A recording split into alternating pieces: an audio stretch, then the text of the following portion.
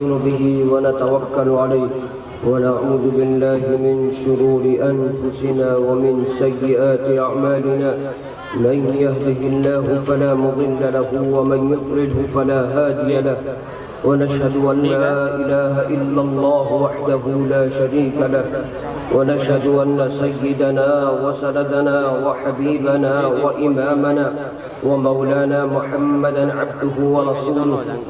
صلى الله تعالى عليه وعلى آله وصحبه وسلم. اما بعد، محترم بزرگوں اور دوستوں اور عزیز ساتھیوں، اللہ رب العزت والجلال کا بے حد شکر گزار ہوں کہ اللہ رب العزت نے ہمیں اور آپ کو سب کو ایک جگہ جمع ہونے کی توفیق عطا فرمائی. اللہ ہمارے آنے کو جانے کو سب کو قبول فرمائے. میرے بھائیوں، اللہ کا شکر ادا کرو کہ اللہ نے ہمیں اس مدرسے کو ان مدرسوں کو جو قائم و دائم الہند، جن کو محمود حسن دیوبندی رحمۃ اللہ علیہ کہا جاتا ہے، میرے بھائیوں، وہ انسان ایک ایسا انسان تھا جو ایک غریب بستی کا انسان تھا.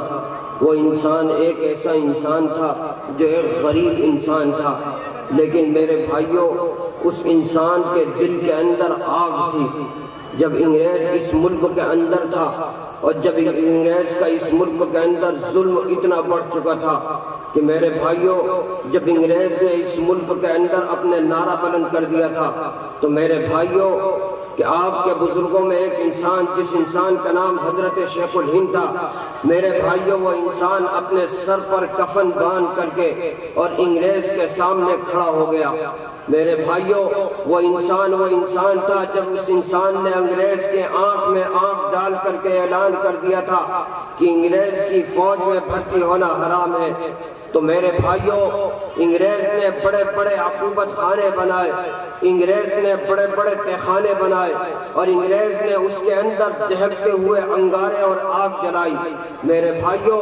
حضرت شیخ الہند رحمت اللہ علیہ کو انگریز جب اس تہخانے کے اندر لے جایا کرتا تھا اور لے جا کر کے یہ کہتا تھا کہ شیخ الہند، ایک دفعہ یہ کہہ دو کہ انگریز کی فوج میں بھرتی ہونا حرام نہیں ہے. میرے بھائیوں، حضرت شیخ الہند نے اپنی چمڑی کو ادھڑوا لیا، حضرت شیخ الہند نے اپنی ہڈی کو اور گوشت سے الگ کروا دیا، لیکن اس آگ کے اوپر لیٹنا اپنے کو گوارا کر دیا. لیکن میرے بھائیوں، حضرت شیخ الہند نے جو نعرہ پہلے بلند کیا تھا، جب ان کو اس آگ کے اوپر لٹا دیا گیا اور لٹا دینے کے بعد شیخ الہند بے ہوش ہو گئے، اور بے ہوش ہونے کے بعد جب شیخ الہند کو ہوش آیا اور ہوش آنے کے بعد انگریز نے یہ کہا کہ شیخ الہند، ایک دفعہ یہ کہہ دو کہ انگریز کی فوج میں بھرتی ہونا حرام نہیں ہے. میرے بھائیوں، شیخ الہند نے اپنی چمڑی گھڑوا لی، اپنے بیوی بچوں کو اناج کروا لیا، اپنی زندگی کو دوبھر کروا لیا. لیکن میرے بھائیوں، شیخ الہند نے وہی نعرہ انگریز کے سامنے بلند کیا کہ انگریز کی فوج میں بھرتی ہونا حرام ہے، حرام ہے، حرام ہے.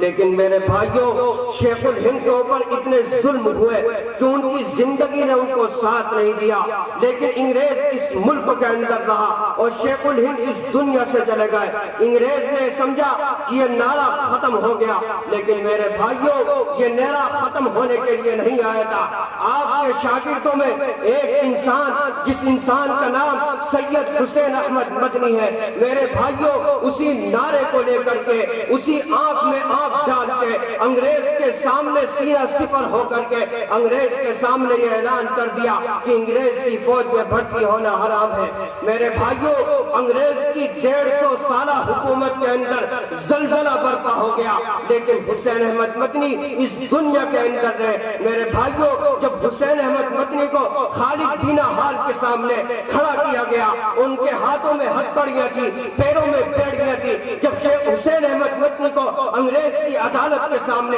انگریز کی جج کے سامنے، انگریز کے وکیل کے سامنے، انگریز کے سپہ سالار کے سامنے جب حسین احمد مدنی کو کھڑا کیا گیا اور یہ کہا، انگریز کے دلالوں نے، انگریز کے نمک خانوں نے، انگریز کی جوتی چاٹنے والوں نے یہ کہہ دیا کہ حسین احمد، ایک دفعہ یہ کہہ دو کہ انگریز کی فوج میں بھرتی ہونا حرام نہیں ہے. میرے بھائیوں، اس ذات کے اوپر قربان جاؤ. اپنے بزرگوں کو برا کہنے سے پہلے سوچو کہ تمہارے بزرگوں بزرگوں نے ان مدارس کو قائم کرنے کے لیے، ان علماء کو قائم کرنے کے لیے، اس دین کو قائم کرنے کے لیے اپنے جسم کو جسم نہیں سمجھا، اپنی جان کو جان نہیں سمجھا۔ میرے بھائیوں، انگریز کے سامنے وہی نعرہ نکال کے دے دیا جو شیخ الہند نے نعرہ نکالا تھا، وہی نعرہ انگریز کے سامنے حسین احمد مکی نے کھڑے ہو کر کے کہہ دیا۔ میرے بھائیوں، آج یہ مدارس اس ملک کے اندر قائم ہے، انہی بزرگوں کی دین ہے، لیکن میرے بچے، میرے علماء، یہ لوگ محنت کرتے ہیں، لیکن یہ معصوم بچے